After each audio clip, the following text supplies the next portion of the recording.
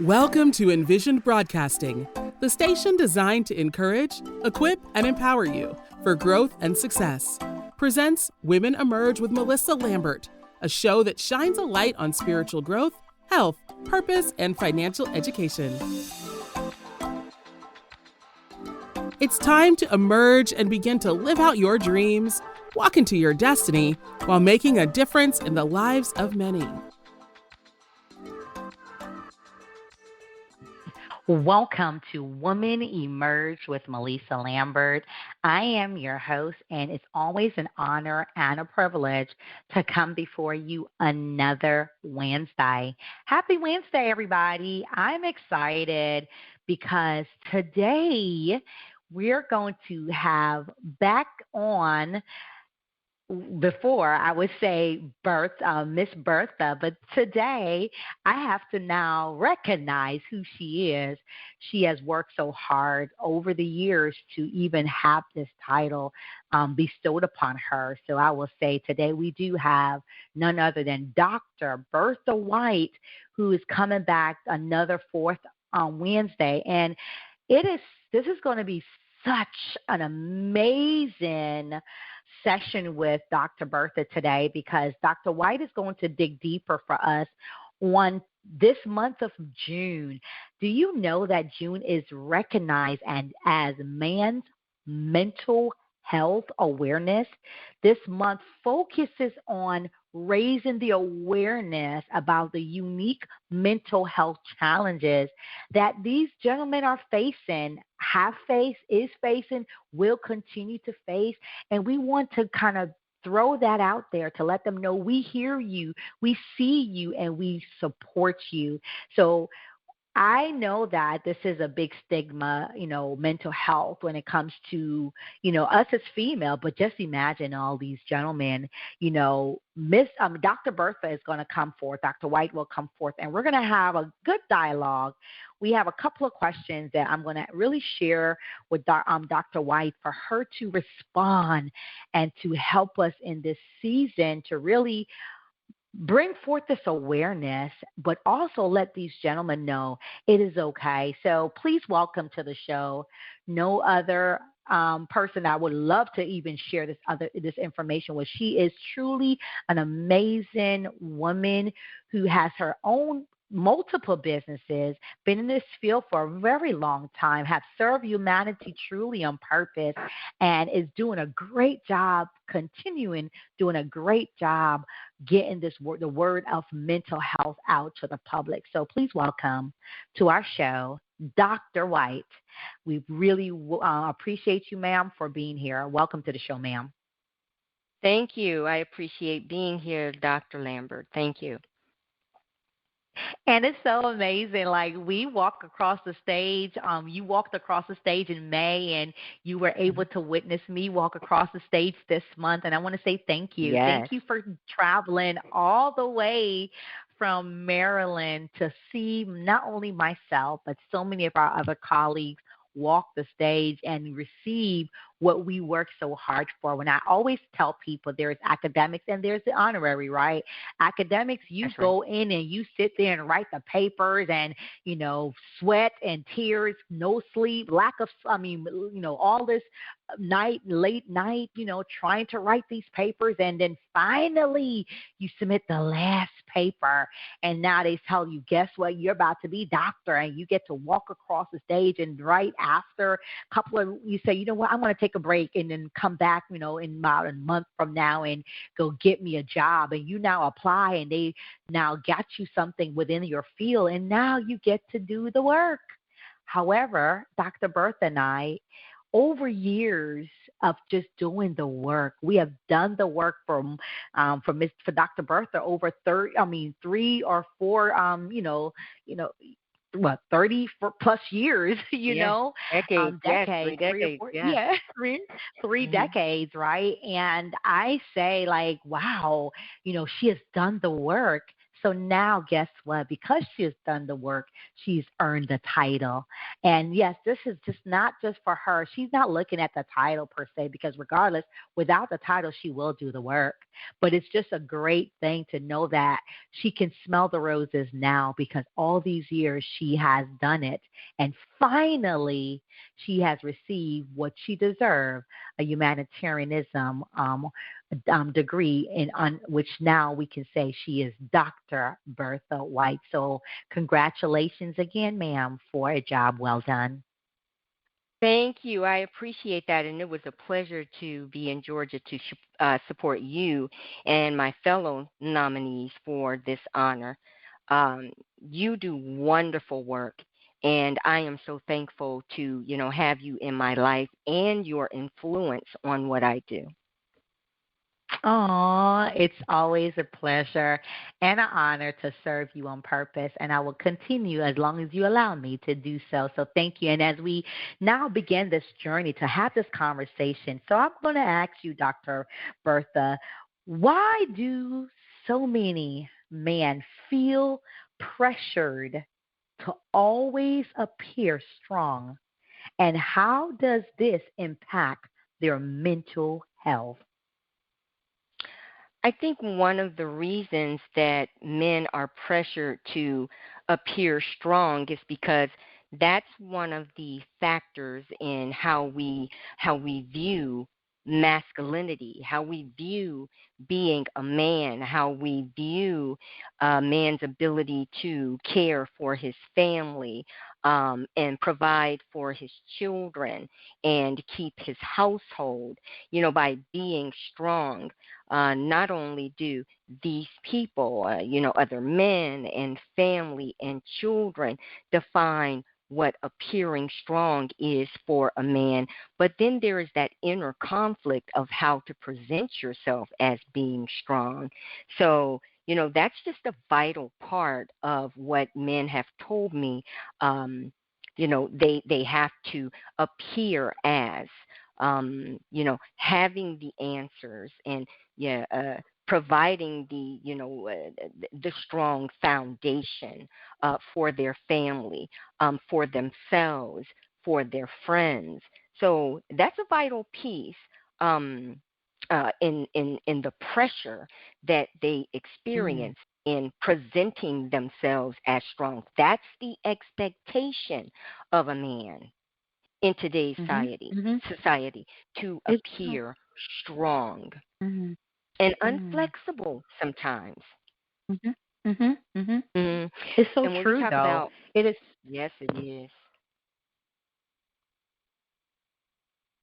Are you there? Yeah, keep on. Yeah, I'm listening. You Oh, keep on going, Miss okay. I'm Bertha. sorry. You're Dr. Okay. Bertha. You're on a roll. And when we're talking about how it impacts a man's mental health, that can become so overwhelming. And what if you fail?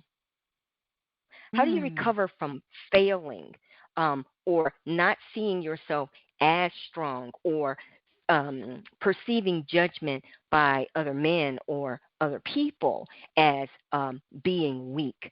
That, mhm, sends sends men into depression. It makes them mhm, anxious. It's very overwhelming. It causes them to isolate. It causes them to, have a negative self view. So it is extremely impactful in how men move forward. This pressure to be perceived as strong, even if they don't feel it. The perception mhm. of being strong really matters. Yeah. It does. I mean, again, especially if you grew up in a house where witness that type of masculine energy, and you see Mhm. that, like prime example, my dad is a masculine man. Like he, went out work, 2 jobs to provide for the Mhm. family. My mom was the type of woman that only responsibility was to pay the water bill, right? Everything else my dad took care of. My mom don't know what it is to wash a vehicle because my dad was the one to make sure her car was clean, gas was in. Like I saw that masculine energy. I got this. I'm gonna take care of this. But That's it was what it very is. rare I saw my dad cry. It was never like I remember maybe once I saw out of all these years I may have seen my dad shed a tear, right? But Mhm. that masculine, I got this. I'm all together. I'm supposed to be here. That's really what was I saw growing up, and some guys see the same and they now imitate what they, with what they saw growing up. So what are some Absolutely. common, yeah. So what are some common, what is some, what, sorry, what are some common, often overlooked ways that men cope with their stress and even emotional pain? Because you find that they really shut the door when it comes to their emotions, right? So, what are the most Mhm. common, often overlooked ways that men cope with their stress and emotional pain?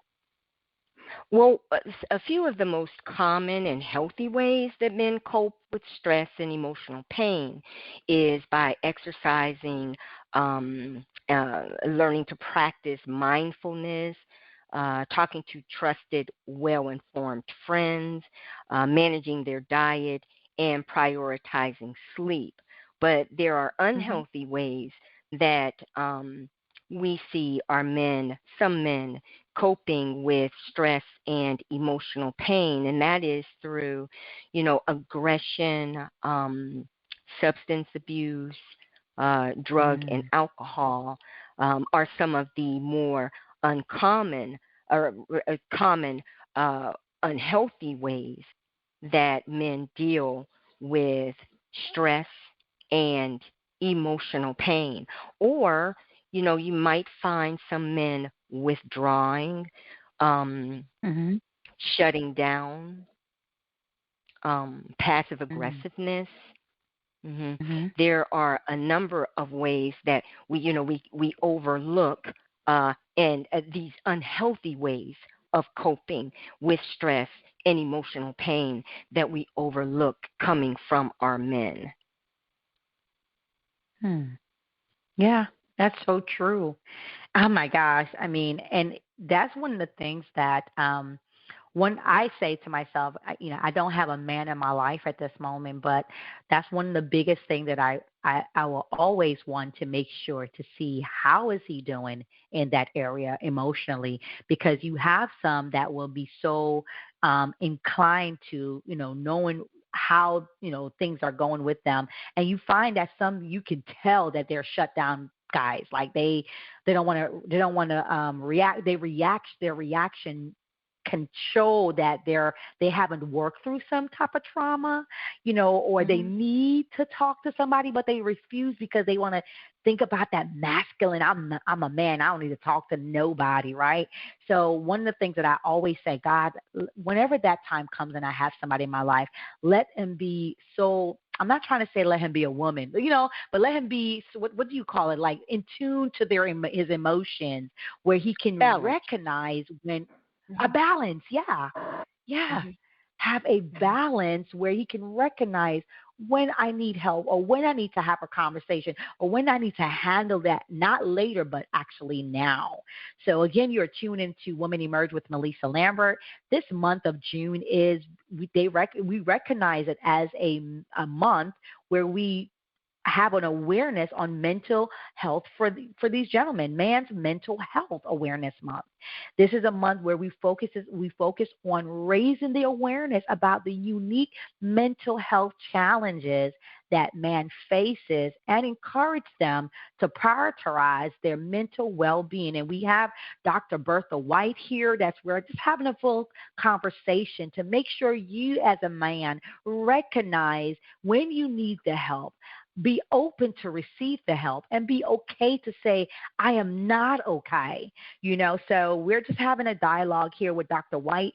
And I'm going to ask you again, Dr. White, another question. Why do men struggle with expressing their emotions, and what can we do as a woman that's a part of their life to change this narrative, or even as a man, what can they do to change the narrative of literally struggling with the expressing themselves emotionally? What I find is that men often find it challenging to express their feelings due to a combination of societal expectations, ingrained behaviors, personal experiences, and these factors really lead to reluctance to show vulnerability. There's a Hmm. fear of judgment. There's a fear of feeling weak and appearing weak. And there's a limited uh, emotional vocabulary that we have to consider when we're talking about these challenges. And oftentimes we see that there is a focus on an action and not an emotion. And when you say, what can women do? It is important for us to continue to support our partners without question. Hmm. It is important for us to be able to verbalize our feelings and thoughts clearly. And it is important for us to support them in seeking the help that they need. But again, when we're talking about men struggling with expressing their emotions and how it Hmm. challenges the narrative, they have to be the ones to decide to change it. Despite what you Hmm. do, Dr. Lambert, or what I do, or what family members encourage men to do, it has to be their decision. They have to recognize that there is a need to be able to express what it is that they're experiencing, what they're thinking, what their emotions are, to balance them. We have to remember Hmm. to include our mental health in what we describe as being a man, Hmm. encouraging the understanding of mental wellness moving forward. Not just experiencing and living mental wellness, but we have to understand too that men model what mental wellness is to Hmm. other young men, to boys. Historically, this is the way that it goes. So, it's not something that a partner can necessarily teach unless their partner is willing to learn it. And, there is that inability to be vulnerable with your partner because you're going to be seen as being weak. Oftentimes, it's necessary to, have these type of explorations of what your feelings are and the space to speak that freely in private. Hmm. It may be necessary to, speak with a therapist. It may be necessary to speak with a trusted friend, just so that you allow yourself to begin expressing your emotions. And that's a scary thing when you don't know what to call it. Hmm. And So so true. when we're talking, yeah, when we're talking about changing the narrative, it requires support when you don't know Hmm. how to do it, when you don't know how Hmm. to identify what the block is, what's preventing you Hmm. from expressing these emotions. Do you know the definition of these emotions? Can you apply them to your circumstances? Do you recognize that your emotions are supposed to be congruent to the situation? If you don't know any of these things, we have to learn how to do this. That's how we change the narrative. Mm. Learning Yes. how to, identify our emotions, learning how to appropriately express our emotions, learning how to use our words and not our actions and our behaviors to express what it is that we're feeling and receive the support that we need. That's how you change Mm. the narrative. But again, any of us, men or women as well, have to be willing to receive that support in order to change what this looks like in their life. Yeah. Yeah. And you said it, Dr. Bertha, like they have to be willing. Mhm. That's one of the things that God gave us free will, like, free Mhm. will to choose and to accept and to do, right? And if you're not willing, no one can force you to do something that you can't. I Mhm. remember having a conversation with a friend, and they were telling me about, what's going on with their life. And, they mentioned Mhm. how much time they have asked their significant other to go to therapy. And their main statement was, I'm not going to sit there and talk to no stranger about my business. And you find Mhm. so many, especially in the African American community, that will feel that way. That, I don't feel the need to have a stranger tell me what to do, or I don't feel the need to open up to a stranger, not realizing that saying you literally allow a stranger, a doctor, to operate on you, even though you may have seen them for a few couple of visits, but you trust them to Mhm. go to do your heart surgery. You trust them to take out a piece of your body. Why can you Mhm. trust someone that is licensed to be on the other side to help you through your journey? So I Mhm. love how you made that very clear. You have to want this. You have to want it for you to be able to get the help that you truly deserve. So I'm glad that we are really having this conversation for our gentlemen, because I mean, we need you.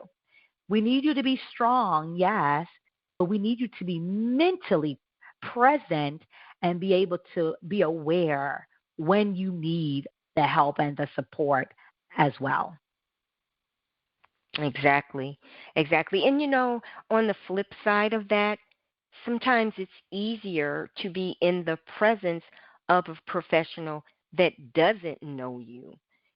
They because you're Mm. able to say what it is that you want to release. You Mhm. have this Mhm. private space, to learn how to do it. When you're in therapy, there is no judgment, and you get Mhm. to express yourself freely and express the underlying cause, to your knowledge, the underlying reasons that there are these barriers and why you're impacted. So there is a flip side to that, and I got to say, I have seen an increase of men in my private practice at Agent of Change, Mental Health Services and Resources. I've also seen an increase in the involvement of men through Bertha Arise and the trainings and Mm. seminars and forums that I hold. So that's encouraging that we see more men embracing the importance of balancing their mental health, because if they don't, it's impactful. It affects the job, Mhm. it affects the family, it affects Mhm. relationships, it affects children, it affects our growth, it affects the way that we evolve. So I'm very hopeful that more men will understand the importance of understanding their whole self, which is Yes. their mental health, their physical health, and their spiritual well being. And we're moving Yes. towards that, but truth be told, there are additional challenges that we're dealing with, in the world. There are Mhm. losses of employment, Mhm. and the way that we used to support our family. Those real challenges make us feel judged, and that's what makes it Yes. difficult to talk to a stranger about it. But again, sometimes it's easier to talk to a stranger than it is a loved one. They don't know you, and Yeah. they are only privileged to what you reveal. So it might be a little bit Mhm. easier. And I have to say too, um, in my practice, it's important for me to not rush anyone, especially men, through their process. I Mhm. recognize how difficult it is to identify why you're in my office. But that's the first step, being able to identify why you're in the office. And the risk of being in therapy trying to understand your emotions is when you talk about it, you're going to feel something from that. You're going to think something from that. It's going to take you back Mhm. to a certain place. It's going to, it take you back to certain situations, which is the risk in therapy. But we have to get an identification of what men are experiencing before we can move to helping them to challenge it, cope with it, and navigate life through it. You have to identify Yeah. it. And being in the safety, safe environment of a therapist's office is a great start. But, we do have to get beyond the barrier of, I don't want to tell anybody my business. I don't want to go to a Mhm. therapist's office. That makes me look crazy. It signifies something's wrong with me and my process. And then we go back Mhm. to what it appears to be strong. Does being in therapy impact that? It shouldn't. Mhm. Mm. And Mm. we're in a pivotal Wow. place where we're learning Mhm. to accept mental a mental health support from a mental health professional and helping us to deal with these challenges. So we're pivoting just a bit, and that's encouraging. That is very encouraging. Again, you are tuned in to Women Emerge with Mellisa Lambert. We have the amazing Dr. Bertha White here, and we're talking about what to me is necessary to talk about, especially for this um, for our man. This month of June represents a man mental health awareness month, and even in Mind Journal, it talks about the statistics. And prior to coming on, Miss Bertha, Dr. Bertha and I was talking about it. That male death represents here in the U.S. 79% of all suicide are male death. That's from the Hmm. CDC. And when you think about the UK, they said 84 men take their own lives per week in the UK alone. That's from Project 84. So this is a big thing, y'all. We must talk about it. So thank you, Dr. Bertha, for taking the position, taking the stand, to having this conversation about man's mental health. So I really appreciate you doing that, ma'am. Absolutely. It's my pleasure. As This is something that we really yeah. need to, you know, we not only explore but be Mhm. authentic in our conversations. Reveal Yes. ourselves in our conversations. That's how we progress. That's where personal growth comes.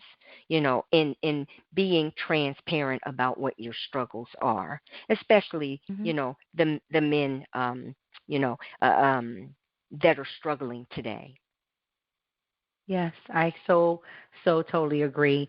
As we continue this conversation, Dr. Bertha, what are what are safe spaces, and why are they critical for a man to express their feelings without judgment? Because you just said something.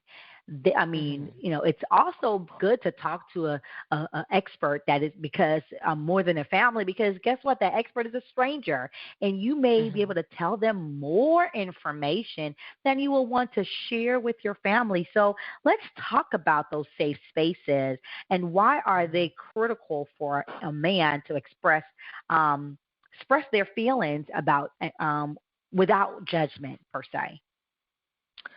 Well, there are many organizations and groups that are dedicated to promoting mental health and wellness for men. These resources are support systems that include peer support groups, online forums, podcasts, men's groups in our churches that focus on navigating specific challenges that men experience in their mental health and mental well being. Um, I think this is especially important for men who face the pressures to suppress their emotions, and they maintain these stigmas associated with being a man and how they display masculinity.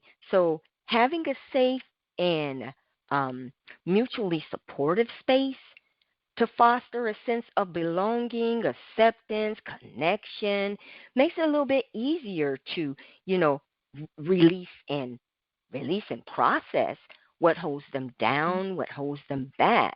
Utilizing these Mm-hmm. resources that include therapy are critical for men who are in the process of removing this mask, being authentic, and normalizing vulnerabilities. This is what fosters balance in their mental health, in their physical wellness, and their spiritual man. The whole purpose of this and the goals here focus on self awareness, personal growth, creating new Mm-hmm. meaning and purpose. Yeah. So when we Yeah. talk about a safe space, this is what a safe space is supposed to provide. And there are plenty of organizations and groups that are dedicated to that. When you're around men that are like-minded and who have experienced similar situations that leave them in the position of um, impairment in how they Mm-hmm. express themselves and how they deal with their stressors. This is where it's critical. You feel accepted then. Mm-hmm. You feel accepted and you feel understood, which makes it easier, to express what it is that you're feeling. Become real self-aware and open yourself up to the growth that is required for you. This is an individual process, but there are supports out there to help you along your way. Mm-hmm. Still an individual Mm-hmm. process. And this is an accepted space. That's so important to feel accepted in the environment, the organization, the group that you're in. You can Yeah. find strategies there. You can find comfort there. You can find Mm-hmm. release there. You can find, Yes. a better way to do things and express, yourself and conflict resolution. There is significant importance in um, our men tapping into these organizations designed specifically for them. Yeah. Yeah. I agree Mhm. 110%. We have to really find a way to create a culture that normalize asking for help, especially for our Mhm. man. When I look at Mhm. the Recovery Center of USA and the facts that they put out there with the numbers, 6 million men suffer from depression per year. Mhm. 49% feel more depressed than they admit to feeling. Two times Mhm. they are more likely to binge drink than a woman. 6 out of 10 men experience at least one trauma in their lives. So we have to find a way to get to those safe space and Mhm. normalize the fact that we are our brother's keeper and it's okay to ask for help. Absolutely. That's especially important for men who face the pressures to suppress their emotions and maintain these stigmas associated with being a man and displaying masculinity and what masculinity looks like. We have to be able to foster a sense of belonging and accepting, to move well beyond that and normalize the importance of being able to, conduct your life in this way. I think I hear more men, not just in my private practice, but outside of my practice, and even through research that say how important this is, being able to, gain this skill to make yourself a whole person. We forget how important it is to understand what we feel and what we think and how we respond to those things. It's all connected. Yeah, all connected. And It is it all is all connected. connected. What you think and what you feel and how you respond, it's all connected. And so, being a whole person, again, no matter who you are, especially a man that's learning how to do this really, how do I want to say, really has to learn to focus on their own self awareness, Mhm. their own self worth, how to create that worth, um, how to accept progress, no matter how slow it seems to occur. Progress is progress, and every step is an important step. So, it just being around people, other men in particular, a man being around other men who represent strong male role models, who are well informed, um, really make a difference. Truly makes a Yeah. difference in helping men to move beyond the need to suppress their emotions and just really hold on to these stigmas because it serves no purpose. Holding on to Mhm. these Mhm. stigmas they don't serve a purpose in displaying masculinity.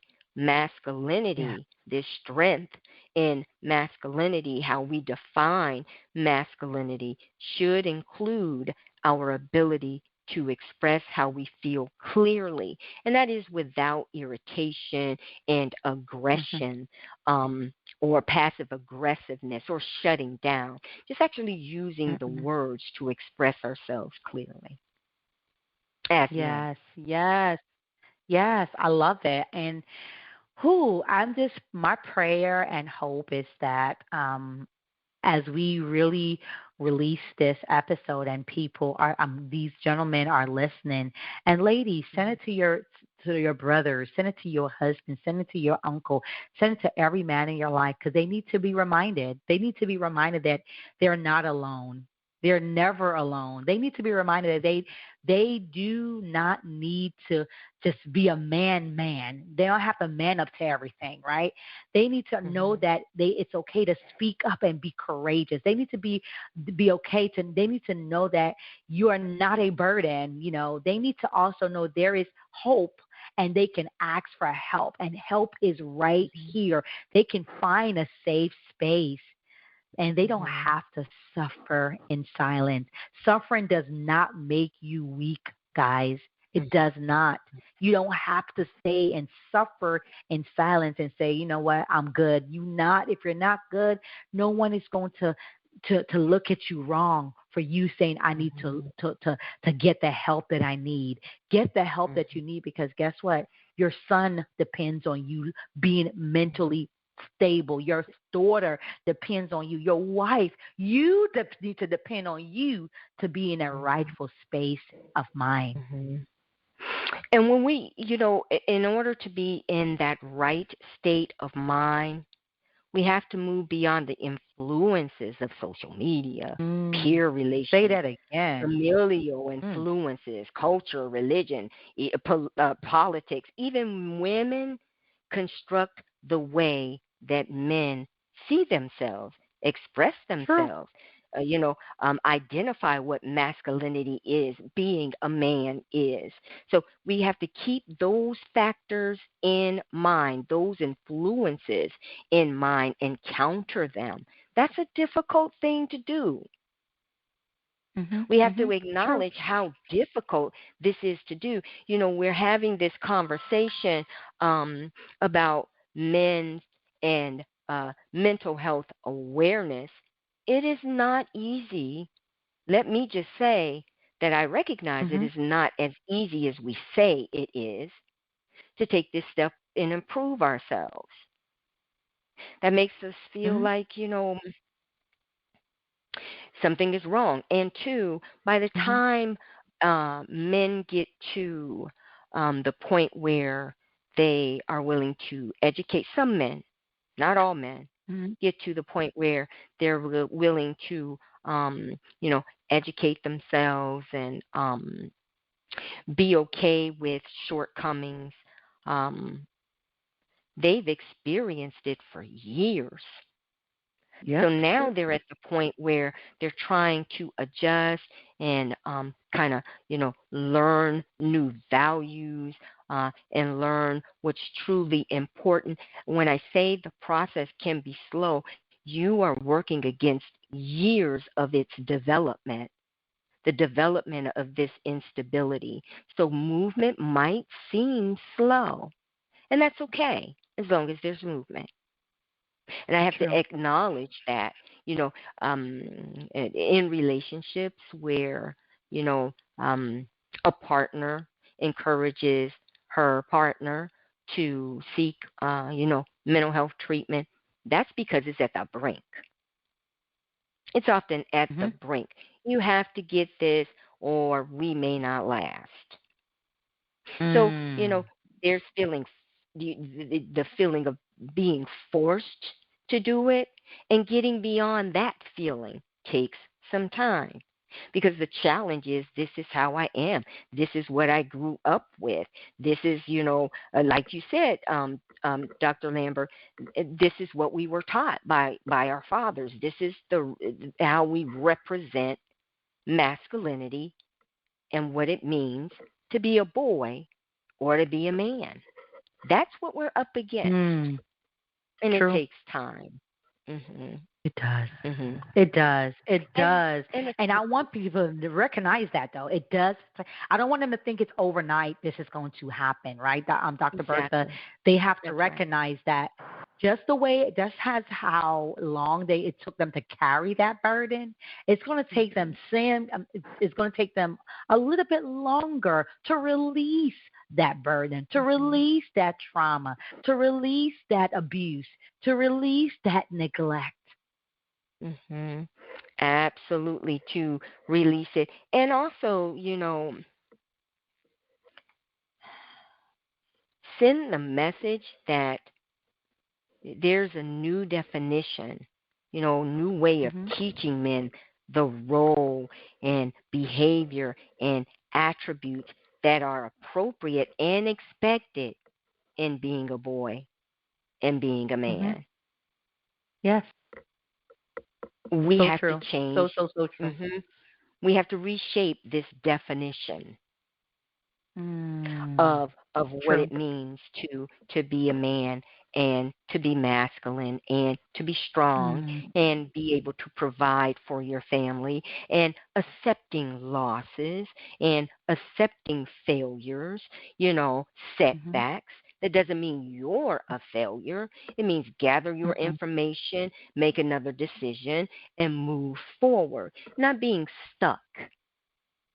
Mm, mm, mm. That's what happens. Yeah. We get stuck uh, right there. That prevents us from growth, from Yeah. evolving, from moving from this uncomfortable space into something that's controllable, Yeah. where I you can see a agree so future. much. You can create that balance. Hmm. Yeah, I agree. I agree. And that's what's necessary and needed, that balance. So as we continue, I'm going to ask you again, in what ways does untreated mental health affects man's relationship with their partners, with their Mm-hmm. children, with their friends, even their own parents? Hmm. That is an excellent question. Untreated mental illness in men can significantly strain their relationship, which leads to impaired communication that might look like Mhm. an inability to express their emotions and needs clearly, which leads to misunderstandings, arguments, poor conflict resolutions. And then there's the emotional distance that we deal with that causes withdrawal and shutdown and rumination on the negative thoughts about past events and current events and future worries without problem solving and without resolution. You know, it's these things that when these things become excessive and negatively impact mood and functioning, that's when Mhm. that's when we need to, understand the importance of seeking help. because there may Yeah. be an underlying mental health condition that exists. Uh, and we have to note too that some men do experience that irritability, that anger, that anxiety. They experience depression, problems with intimacy, withdrawal from Mhm. relationships, and again, um, the use of alcohol and substances. And these things Mhm. it has the ability to create emotional, verbal, and physical aggression and abuse. Mm. Wow. Hmm. It does. It does. And as we continue to even have that same, on that same note, why do many men prioritize physical health cover over mental health? Because you said it earlier, one of the ways that they, deal with the fact of, their mental health, they like to work out. Right? And you Hmm. find them more likely at the gym rather than at the therapist. So Oh, right, why that's do so true. they Yes. I'm not laughing because it's funny, but it's true. You will see the gym packed, Hmm. especially the weight center when they be just lifting weights. You see it packed with guys, and they prioritize the physical health over their mental health. And why do they do that? And how can we shift that mindset? Yes, don't get me wrong, Dr. Bertha, your health do matter. Your health is important, but we want them to still give the same energy that they give to their fitness routine to their mental routine. So how can we now help them to shift that mindset to know that both is important? Well, I have to say that knowing that men are prioritizing their physical health is a good thing.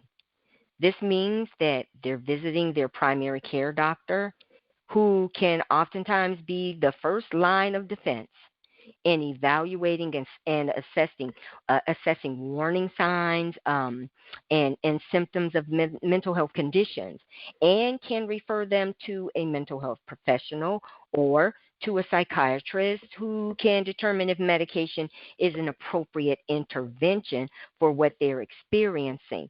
So yes, Mm. we do see men, addressing their physical health much more frequently. But again, if they're going to a doctor, doctors do evaluations. There are questionnaires about how you're functioning and how you're feeling and how you're responding to your life circumstances. And they have the ability to refer you. Mm. And when I'm Mm. talking about my private practice, a good portion of the men that I work with, various generations, I'm talking about, and age ranges, I'm talking about, are referred to me by their primary care provider. Wow. So yes, it is a good thing, Mm. and it's a starting point. Let's Yes, it not is dismiss a big that. starting It is point. Absolutely. it is a starting point, um, for our black men in particular to go to Mhm. the doctor, for their Mhm. annual evaluations.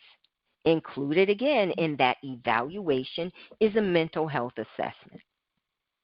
That part. Yeah, I agree Hmm. 110%.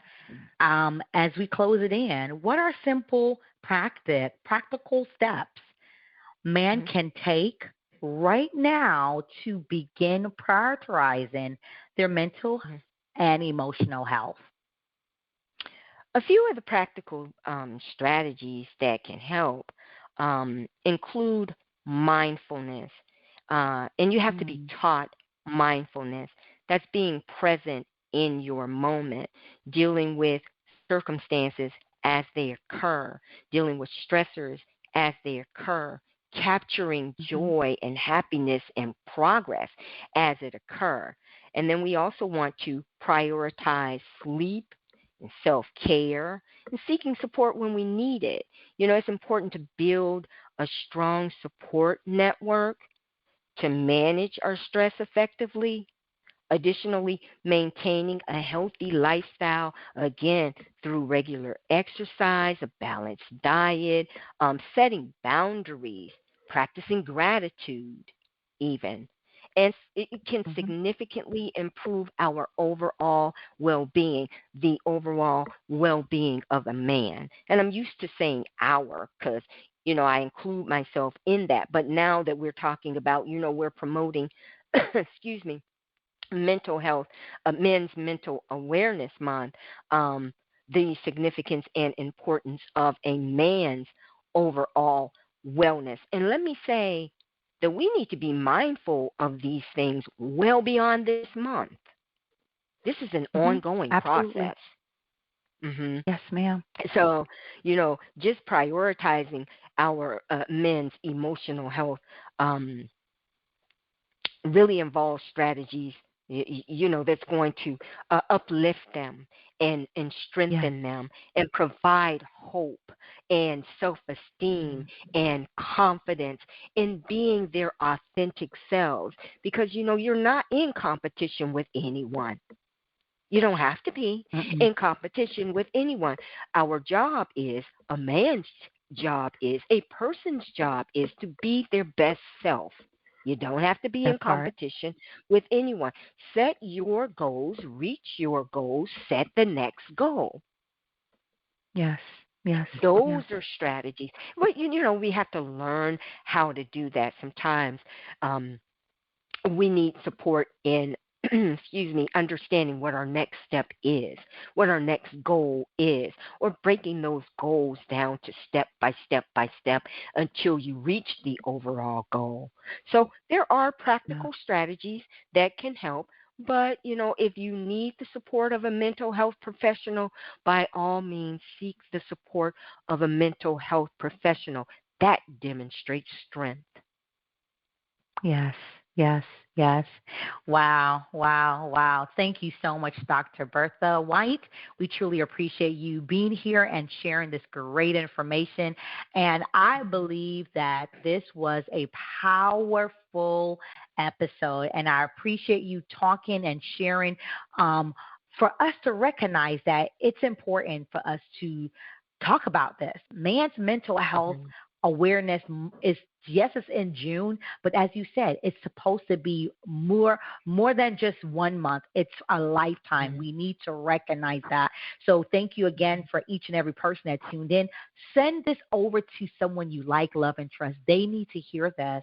They need to know that they matter, and they will be able to understand that as we make this, we raise the awareness this month, we want you to raise this awareness every single second, single minute, single hour, single day, single week, single month, and every single year.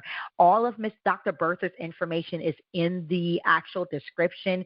I want you to connect with her. Even if you are in a different state, she has another brand called Bertha Arise, where she do consultation, and she does, she give the information as a way for you to really know exactly what to do.